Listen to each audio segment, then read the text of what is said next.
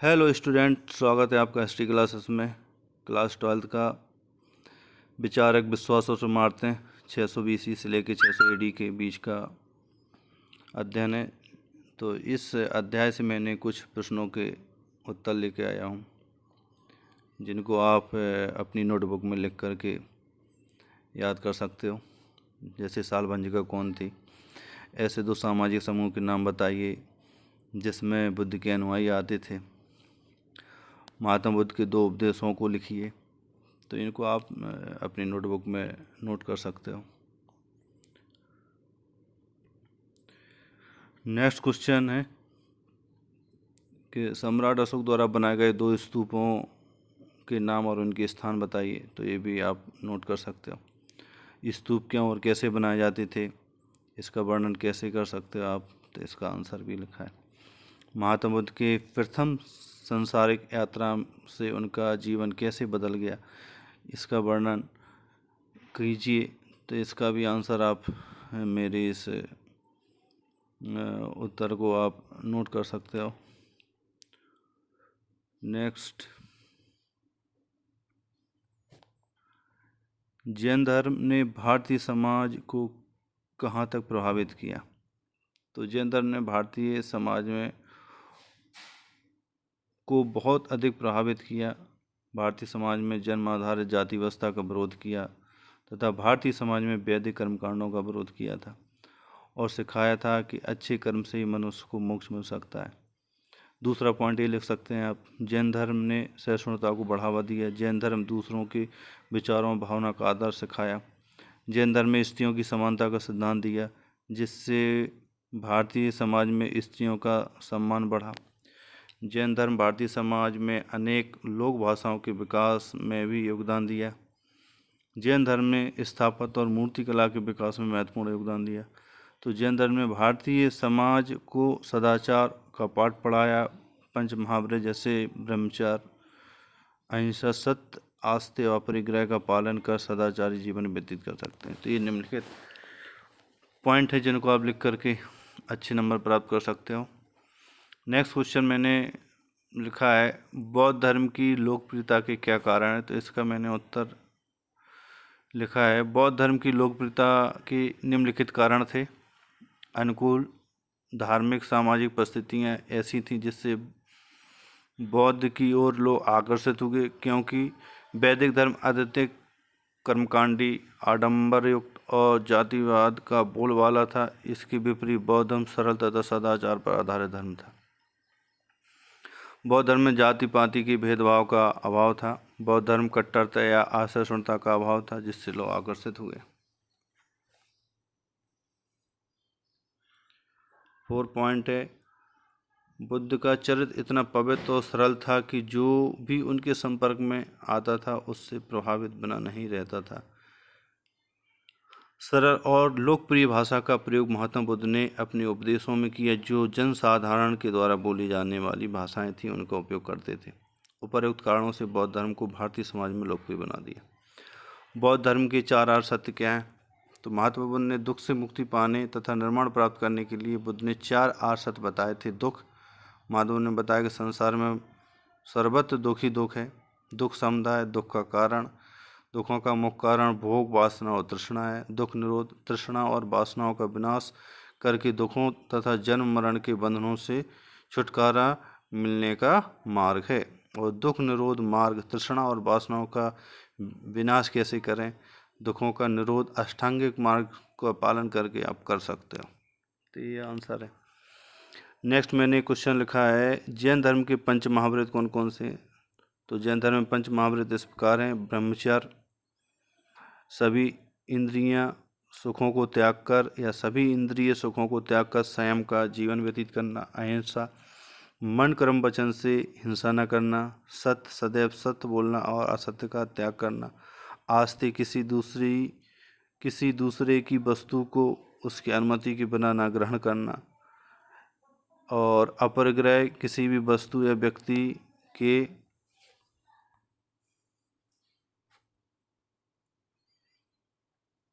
साथ आसक्ति न रखना। नेक्स्ट, क्या कारण था कि बौद्ध धर्म भारत की सीमाओं को पार कर विदेशों तक पहुंच गया जबकि जैन धर्म भारत तक ही सीमित रहा? ये 3 नंबर में पूछा जा सकता है। तो इसका जैन धर्म का उतना व्यापक प्रचार प्रसार नहीं हो पाया जितना कि बौद्ध धर्म का हुआ। तो इसके निम्नलिखित कारण है। बौद्ध धर्म को अशोक और उसके बाद कुषाण शासक कनिष्क जैसे महान शासकों का संरक्षण मिला जिससे वो चीन और अन्य देशों तक फैल सका। वहीं बौद्ध धर्म ने मध्यम मार्ग पर बल दिया जिसके तहत कोई भी मोक्ष प्राप्त कर सकता था, परंतु जैन धर्म में मोक्ष के लिए घोर तपस्या और शरीर त्याग को आवश्यक माना। बौद्ध धर्म की अपेक्षा जैन धर्म में अहिंसा और अपरिग्रह पर अधिक बल दिया गया जिसके विपरीत जैन धर्म के विचार अतिवादी थे। जैन धर्म में नग्नता को अनिवार्य माना गया जो बौद्ध धर्म में अनुपस्थित थी। उपर्युक्त कारणों से स्पष्ट है कि बौद्ध धर्म जैन धर्म के सापेक्ष अधिक लचीला था जो सर्वसाधारण के लिए आसानी से अनुकरणीय था उस समय, जिसके कारण बौद्ध धर्म जैन धर्म की अपेक्षा ज़्यादा विस्तार से फैला और भारत की सीमाओं को पार कर श्रीलंका, मलेशिया, जापान, चीन और बौद्ध धर्म का विस्तार किया। बौद्ध धर्म तक इन सारे देशों में बौद्ध धर्म का विस्तार हुआ। अब इससे संबंधित कुछ स्मरणीय तथ्य हैं जो हो सकता है एक वाक्य में या सत्य सत्य या रिक्त स्थान में पूछ लिए जाए कि समकालीन बौद्ध ग्रंथों में हमें लगभग 64 संप्रदायों या चिंतन परंपराओं का उल्लेख मिलता है।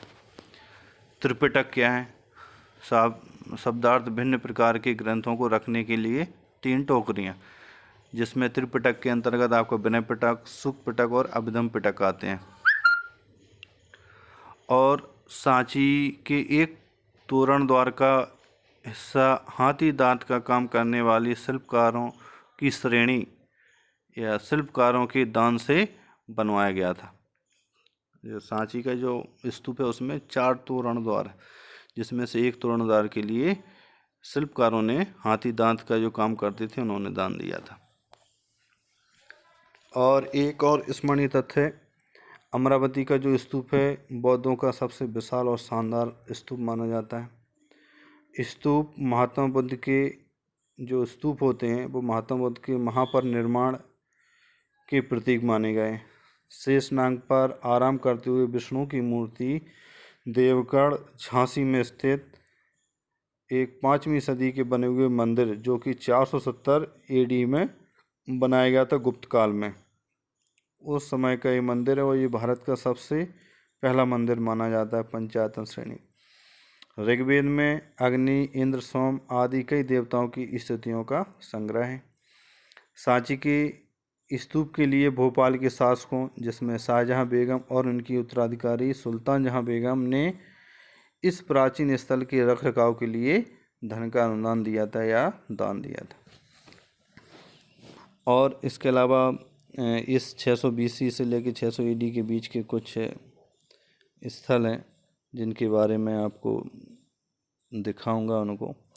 ये है आपका देवगढ़ जो कि झांसी ललितपुर के पास स्थित है, दशावतार मंदिर, विष्णु का दशावतार मंदिर।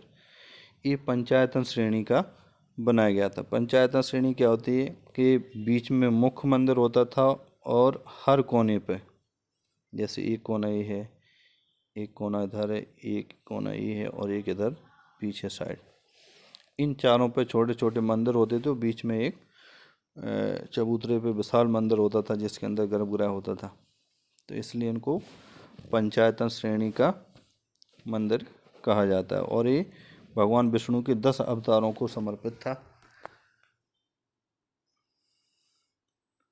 ये है, ऐसे बनाए जाते थे, इसको पंचायतन श्रेणी कहा गया है। ये चारों कोनों पे छोटे छोटे मंदिर होते थे और चारों तरफ से इनको सीढ़ियाँ चढ़ने के लिए होती थी और इसलिए इसको पंचायतन श्रेणी का कहा गया, जो कि गुप्त काल में 470 ईस्वी में सबसे पहला, भारत का सबसे पहला मंदिर माना जाता है जिसमें ईंटों का भी प्रयोग किया गया था।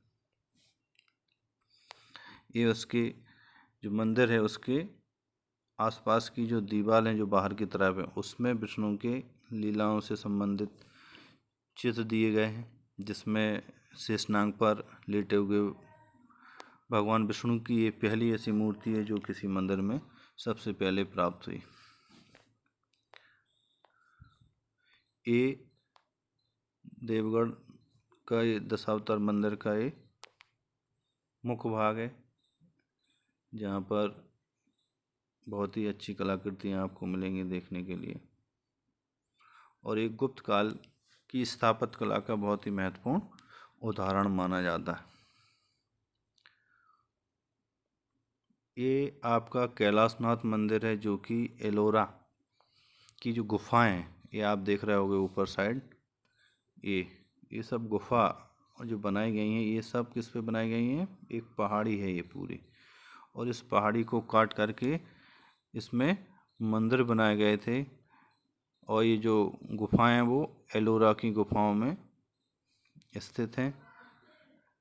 और ये मंदिर है, ये कौन सा मंदिर कहलाता है? कैलाशनाथ मंदिर, जो कि भगवान शिव को समर्पित है। तो याद रखना, ये महाराष्ट्र के औरंगाबाद की जो पहाड़ियाँ हैं उनमें बनाया गया था। और यहाँ से थोड़ी पास में अजंता है, तो वहाँ पर भी बौद्ध धर्म से संबंधित गुफाएं, जिनमें बहुत सारी कलाकृतियाँ देखने को मिलते हैं। और ये है सांची का स्तूप। अब ये तोरण द्वार क्या होते थे? ये है जो जहाँ पर मंदिर में अपन प्रवेश करते थे, ये तोरण द्वार। और ये किधर दिख रहा होगा आपको, ये ऐसे 4 तोरण द्वार थे, और ये बहुत ही अलंकृत होते थे।